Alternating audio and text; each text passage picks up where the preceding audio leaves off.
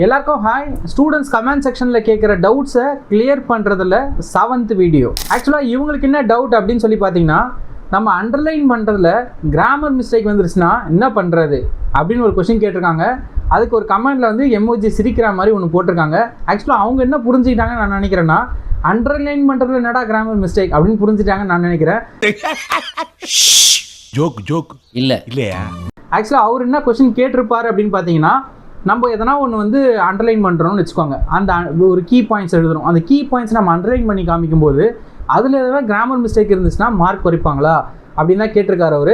ஆக்சுவலாக வந்து நீங்கள் உங்களுக்கு அந்த மாதிரி டவுட் இருந்துச்சுன்னு வச்சுக்கோங்களேன், எதனா ஒரு இது நீங்கள் கீ பாயிண்ட்ஸை அண்டர்லைன் பண்ண போகிறீங்க அப்படின்னு உங்களுக்கு தோணுது.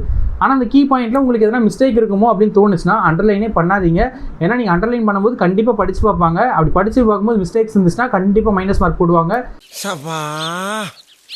ஆனால் கிராமட்டிக்கல் மிஸ்டேக் அப்படின்னு சொல்லி ஒரு வேர்ட் சொல்லியிருக்கீங்க. கிராமட்டிக்கல் மிஸ்டேக் அந்த அளவுக்குலாம் எந்த சப்ஜெக்ட்லையுமே பார்க்க மாட்டாங்க. இப்போ ஃபிசிக்ஸு, கெமிஸ்ட்ரி, மேக்ஸு, சயின்ஸு இந்த மாதிரி எந்த சப்ஜெக்ட்லையுமே கிராமட்டிக்கல் மிஸ்டேக் பார்க்க மாட்டாங்க. எந்த சப்ஜெக்டில் கிராமட்டிக்கல் மிஸ்டேக் பார்ப்பாங்கன்னா தமிழுக்கும் இங்கிலீஷ்க்கும் மட்டும்தான் கிராமட்டிக்கல் மிஸ்டேக் பார்க்க போகிறாங்க. மீதி எந்த சப்ஜெக்ட்டுக்கும் கிராமட்டிக்கல் மிஸ்டேக் பார்க்க மாட்டாங்க. அதனால் எதனா மிஸ்டேக்ஸ் நீங்கள் வேறு எதனா மிஸ்டேக் பண்ணால் எல்லாத்துக்கும் சேர்த்து தான் சொல்கிறேன். நீங்கள் அண்டர்லைன் பண்ணுறதுல எதனா டவுட் இருந்துச்சு அப்படின்னா அண்டர்லைனே பண்ணாதீங்க. நீங்கள் அண்டர்லைன் பண்ணுற மாதிரி இருந்தீங்கன்னா உங்களுக்கு டவுட்டே இல்லை, எல்லாமே கரெக்டாக இருக்கும் அப்படின்னு தோணுச்சுன்னா அப்போ மட்டும் அண்டர்லைன் பண்ணுங்கள். உங்கள் டவுட் இந்த வீடியோவில் கிளியராக இருக்கும்னு நான் நினைக்கிறேன். அடுத்தது என்ன டவுட் கேட்டிருக்காங்க அப்படின்னு சொல்லி பார்க்கலாம் வாங்க. ஆக்சுவலாக இவங்களுக்கு என்ன டவுட் அப்படின்னு சொல்லி பார்த்தீங்கன்னா, இந்த மாதிரி தமிழ் எக்ஸாம் நடந்துருச்சு. அந்த தமிழ் எக்ஸாமில் வந்து ரிமைனிங் பேஜஸ் எக்ஸாம் எழுதி முடிச்சு பேப்பர் ரிமைனிங் எதனா இருந்துச்சுன்னா அந்த புக்லெட்டில் அதில் ஸ்ட்ரைக் அவுட் பண்ண சொல்லியிருப்பாங்க. எம்டி பேஜஸ்லாம் ஸ்ட்ரைக் அவுட் பண்ணிவிடுங்கன்ட்டு. அந்த மாதிரி ஸ்ட்ரைக் அவுட் பண்ணால் அவங்க மறந்துட்டு இருக்காங்க, இல்லை டைம் பார்த்தாம மிஸ் பண்ணிட்டு இருக்கலாம். அந்த மாதிரி பண்ணிட்டு வந்துட்டு இருக்காங்க. இந்த மாதிரி நிறைய பேருக்கு நடந்திருக்கு. நிறைய கமெண்ட் இந்த மாதிரி நான் பார்த்தேன் நான். ஆக்சுவலாக வந்து அதுக்கு மார்க் குறைப்பாங்களா அப்படின்னு சொல்லி கேட்டிருக்காங்க. அதுக்கெல்லாம் ஒரு மார்க் கூட குறைக்க மாட்டாங்க. நீங்கள் ஆன்சர்ஸ் எது வரைக்கும் எழுதிருக்கீங்களோ அதை வரைக்கும் கணக்கு எடுத்துப்பாங்க. ரிமைனிங் பேஜஸ் நீங்கள் அடித்தாலும் ஓகே தான், அடிக்கலைனாலும் ஓகே தான். அதை ஸ்ட்ரைக் அவுட் பண்ணாலும் ஓகே தான், ஸ்ட்ரைக் அவுட் பண்ணலைனாலும் ஓகே தான். எதுவும் பிரச்சனையே கிடையாது. அதனால் நீங்கள் எதுவும் ஒரி பண்ணிக்காதீங்க, உங்களுக்கு மார்க் கண்டிப்பாக வரும். உங்கள் எல்லாருக்கும் இந்த டவுட் கிளியராக இருக்கும்னு நான் நினைக்கிறேன். இப்போ வாங்க நெக்ஸ்ட் டவுட் என்ன கேட்டிருக்காங்க அப்படின்னு சொல்லி பார்க்கலாம். இவங்க என்ன டவுட் கேட்டிருக்காங்க அப்படின்னு சொல்லி பார்த்தீங்கன்னா, பப்ளிக் எக்ஸாமில் ஒயிட்னரோ இல்லை அப்படின்னா இங்க் எரேசரோ யூஸ் பண்ணலாமா, மிஸ்டேக் பண்ணிட்டாங்கன்னா அதுக்கு யூஸ் பண்ணலாமா அப்படின்னு சொல்லி கேட்டிருக்காங்க. ஆக்சுவலாக நீங்கள் ஒயிட்னர் இதுக்குன்னு நான் செப்பரேட்டாகவே வீடியோ போட்டிருக்கேன். அந்த வீடியோ பார்த்தீங்கன்னா டீட்டெயிலாக உங்களுக்கு புரியும். இப்போ நான் ஷார்ட்டாக சொல்கிறேன். ஒயிட்னர்லாம் நீங்கள் யூஸ் பண்ணாதீங்க. நீங்கள் எதனா ஒயிட்னர்லாம் யூஸ் பண்ணாதான் உங்களுக்கு இப்போ நீங்கள் ஒயிட்னர் யூஸ் பண்ணுறீங்க, அப்போ மிஸ்டேக் கரெக்டாக பண்ணியிருக்கீங்கன்ற மாதிரி படித்து பார்ப்பாங்க. அதே மாதிரி நீங்கள் இங்க் எரேசர் யூஸ் பண்ணி அழைக்கிறீங்க அப்படின்னா அந்த அழைக்கும் போது சப்போஸ் பேஜ் கிழிஞ்சிடலாம், அந்த அழைக்கிறது சரியாக வராமல் இருக்கலாம், பேஜ் ஒரு மாதிரி ஆகிடலாம். இந்த மாதிரிலாம் பிரச்சனை இருக்கும்.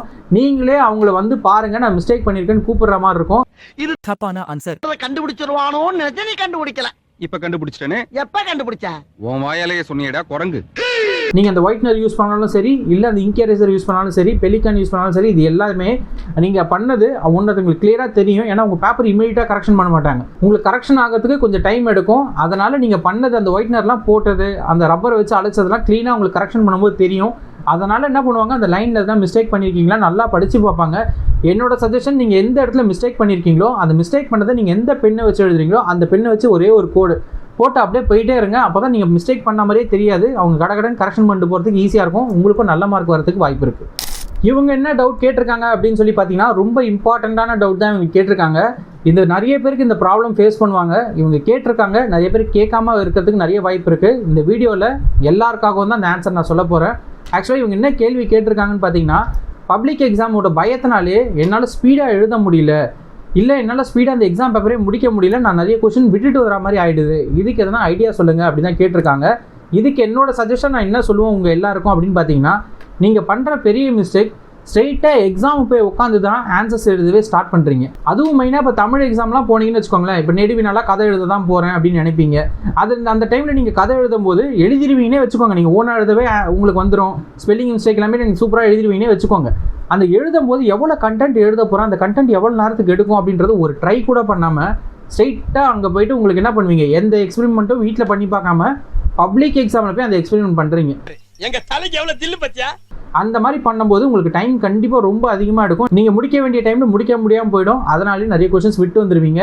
என்னோட சஜஷன், நீங்கள் வீட்டில் ஒரு வாட்டி எழுதி பாருங்கள், ஒரு 2 கொஸ்டின் எழுதி பார்க்கலாம். இல்லை எது கண்டிப்பாக கேட்க போகிறாங்க, உங்கள் ஸ்கூலில் சொல்லியிருப்பாங்க இந்த மாதிரி இது ரிப்பீட்டிவ் ரொம்ப அதிகமாக கேட்கறதுக்கு வாய்ப்பு இருக்குது அப்படின்னு சொல்கிறாங்களோ அந்த கொஸ்டின் ஒரு வாட்டி எழுதி பார்க்கலாமே.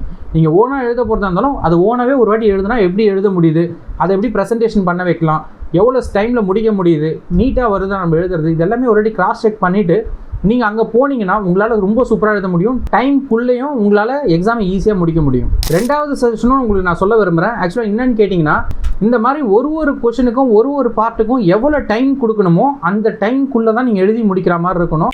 எந்த ஒரு விஷயத்தையும் பிளான் பண்ணாம பண்ணா இப்படித்தான் பிளான் பண்ணி பண்ணணும்.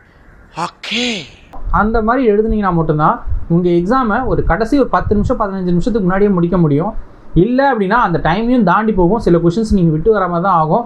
நிறைய பேரை நான் பார்த்துருக்கேன். பப்ளிக் எக்ஸாம்லேயே சில கொஷின்ஸ் விட்டு வந்துருவாங்க. அவங்களுக்கு ஆனால் அந்த கொஷின் தெரிஞ்சிருக்கும், தெரிஞ்ச கொஷினே எழுதாமல் விட்டு வந்துருவாங்க. அதுக்கு காரணம் வீட்டில் ப்ராக்டிஸ் பண்ணது கிடையாது. அது மட்டும் இல்லாமல் ஒரு பார்ட்டுக்கும் எவ்வளோ டைம் கொடுக்கணும். 1 மார்க்ஸுக்கு இவ்வளோ டைம் கொடுப்பேன். எனக்கு தெரிஞ்ச கொஷினே வந்தால் கூட அந்த தெரிஞ்ச கொஷனுக்கு நான் இவ்வளோ நேரம் தான் எழுதுவேன், இவ்வளோ பாயிண்ட்ஸ் தான் எழுதுவேன், டெக்கரேஷன் ஒர்க்கை நான் எப்போ வச்சுப்பேன், இது எல்லாமே பிளான் பண்ணிட்டு தான் நீங்கள் எழுதணும். ஸ்ட்ரைட்டாக எதுவுமே பண்ணாமல் நீங்கள் அங்கே போய் எழுதுனீங்கன்னா உங்களுக்கு அந்த டைம் பத்தாமல் போகிறதுக்கு வாய்ப்பு அதிகமாக இருக்குது. அந்த டைம் பத்தலைன்னவொடனே உங்களால் ஸ்பீடாகவும் எழுத முடியாது. பயம் வந்தவொடனே அந்த ஸ்பீடாக எழுதுறதும் உங்களுக்கு கம்மியாயிடும். இல்லை கிறுக்குன்னு கிறுக்கிட்டு வந்துடுவீங்க. ஸ்டார்டிங் 2-3 பேஜ் ரொம்ப சூப்பராக இருக்கும். ஏன்னா பொறுமையாக எழுதியிருப்பீங்க, எதையும் அலாகேட் பண்ணாமல் நீங்கள் பாட்டுன்னு உட்காந்து கதையாக பொறுமையாக எழுதியிருப்பீங்க. ஒரு அதாவது ஒரு மாடு தன்னுடைய குழந்தைக்காக ஒரு தாய் அதுக்கப்புறம் டைமை பார்த்தவொடனே அது மீதி இருக்க கொஞ்சம் டைமில் எல்லாமே முடிக்கணுன்ற மாதிரி செம்மையாக கிறுக்கியிருப்பீங்க. அப்போ அவ்வளோ தூரம் அந்த இடத்துல ப்ரெசன்டேஷன் பண்ணதே வேஸ்ட்டு தானே. அழகாக எழுதின டைம் எல்லாமே வேஸ்ட்டு தானே. அதுக்கு பதிலாக ஒன்றுத்துக்கும் எவ்வளோ டைம் கொடுக்கணுமோ எல்லா ஹேண்ட் ரைட்டிங்கும் ஒரே மாதிரியே இருந்து உங்கள் ப்ரெசன்டேஷன் நீட்டாக இருந்துச்சுன்னா கண்டிப்பாக உங்களுக்கு ரொம்ப சூப்பரான மார்க் வரும். ஆக்சுவலாக இப்போ நான் சொன்ன 2 சஜஷனில் உங்களுக்கு எதனா ஒரு சஜஷன் பிடிச்சிருந்துச்சு, இல்லை 2 சஜஷனுமே பிடிச்சிருந்துச்சுன்னா கமெண்ட் செக்ஷனில் இந்த சஜஷன் யூஸ்ஃபுல்லாக இருந்துச்சுன்னு சொல்லுங்கள். அது எங்களுக்கு ஒரு மோட்டிவேஷனாக இருக்கும். பப்ளிக் எக்ஸாம் ரிலேட்டடாக உங்களுக்கு என்ன டவுட் இருந்தாலும் கமெண்ட் செக்ஷனில் கேளுங்க. இல்லை ஸ்டடீஸ் ரிலேட்டடாக என்ன டவுட் இருந்தாலும் கமெண்ட் செக்ஷனில் மறக்காமல் கேளுங்க. நீங்கள் கேட்க வேணாமான்னு தயங்கிட்டே இருக்காதீங்க. உங்கள் டவுட்டை கிளியர் பண்ணுறது எங்களோட கடமை. உங்களோட கமெண்ட்ஸ் எல்லாமே நாங்கள் கண்டிப்பாக பார்ப்போம். பார்த்துட்டு அது எல்லாருக்கும் யூஸ்ஃபுல்லாக இருக்கும்னு தோணுச்சுன்னா கண்டிப்பாக ஒரு வீடியோ ரெடி பண்ணி போடுவோம். பப்ளிக் எக்ஸாம் ரிலேட்டடாக ஆக்சுவலாக நிறைய வீடியோஸ் போட்டுகிட்டே வந்துட்டு இருக்கோம். எதனா வீடியோஸ் நீங்கள் பார்க்க மிஸ் பண்ணிட்டு இருந்தீங்கன்னா கண்டிப்பாக அந்த வீடியோவை பார்த்துருங்க. வரப்போகிற வீடியோஸை பார்க்குறதுக்கு சேனலை மறக்காமல் சப்ஸ்கிரைப் பண்ணிக்கோங்க. எல்லாரும் பப்ளிக் எக்ஸாம் ரொம்ப சூப்பராக எழுத ஆல் தி பெஸ்ட்.